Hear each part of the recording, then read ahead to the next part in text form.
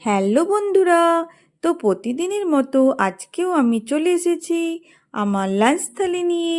তো আজকে মঙ্গলবারের লাঞ্চে আমার কি কি রয়েছে চলো সেটাই তোমাদের সাথে শেয়ার করি।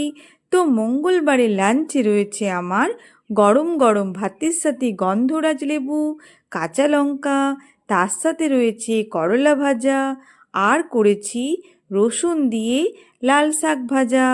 তার সাথে নিয়ে নিয়েছি গরম গরম একটা মাছ ভাজা, আর করেছি একদম হালকা করে আলু দিয়ে রুই মাছের ঝোল করেছি।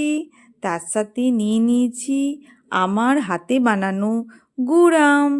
তো কেমন লাগলো আমার মঙ্গলবারের লাঞ্চ থালি? শুভ দুপুর বন্ধুরা, সবাই ভালো থেকো, সবারই দিন খুব ভালোভাবে কাটুক। কাল আবার দেখা হবে। Good bye.